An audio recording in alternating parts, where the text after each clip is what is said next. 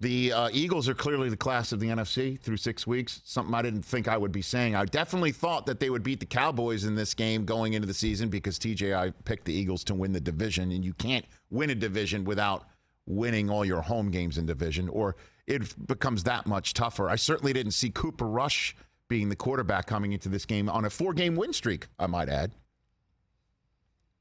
And what the Philadelphia Eagles did is kind of what they normally do, which is play a heck of a second quarter to really put you down and out and then struggle to maintain that lead before hanging on.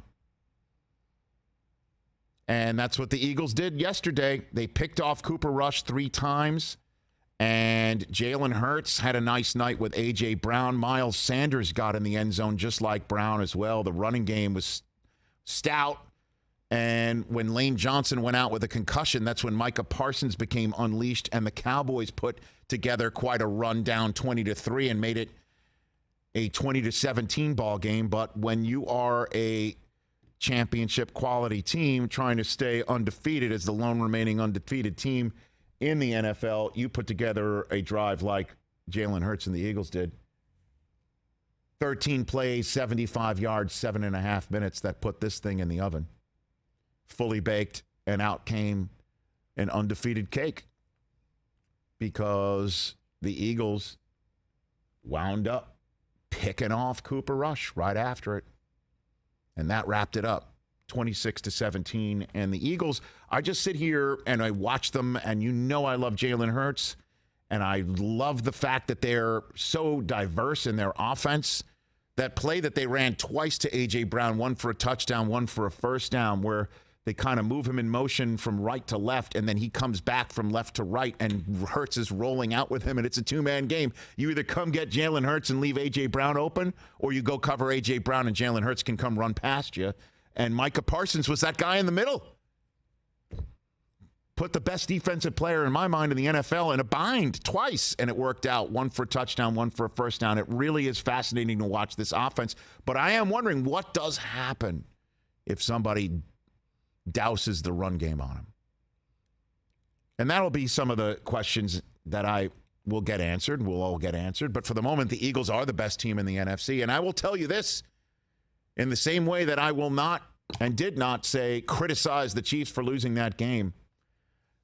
TJ Jefferson, you and the Dallas Cowboys fan base, that was as good a loss as you could have expected last night. I'm telling you what. Yeah, it was. That was as good a loss, and you can't win them all. No. And you certainly can't win them all on the road in division. You already got to win over the Giants, who are now a game in front of you because they had a monster finish to their game against the Ravens, turning Lamar Jackson over twice in his last 2 possessions to come out with the win. Hey, fell down early. Cooper Rush had his carriage turned back into a pumpkin. Yeah. And they still made a damn close game out of it, put a huge scare in Philadelphia, and didn't come up with the win. But they can hang their hat on a nice second half.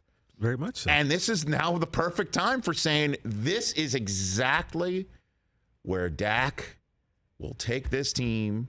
They won't fall down, one would think, 20-3 in the first place. But if they do, he adds a certain element to this team and a dynamic that Cooper Rush doesn't have. That next gear, Dak's shown that he has. It's his team, and he's going to come back, and they can say when they face each other on Christmas, hey, we almost beat you in your house with Cooper Rush.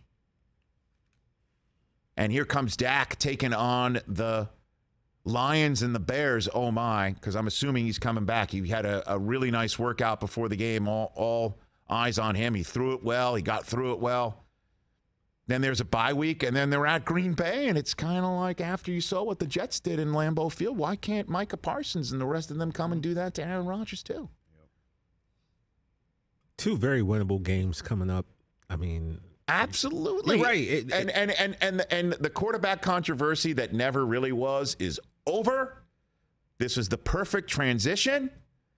And now you can say to Cooper Rush, attaboy. You say thank you, bro. Thank you. Yeah. Because we are Good work, 2 games above 500, handing it back to Dak. when we were one game under 500, when you handed it to Dak, from Dak to when you took it from Dak, and all's good. They're 2.5 games behind Philadelphia, but there is a lot of football to be played. Yeah. You'll see them again, and let's see what goes down. Problem is the Eagles and the Giants schedule over the next month is really winnable games for both of them, but same thing for you. Yeah, I mean, we can't worry about them. We just got to win our games. I'm sitting here thinking the Cowboys, that's how you draw it. If they could have drawn it up that way, they would have, and then obviously they would want to have won, but yeah.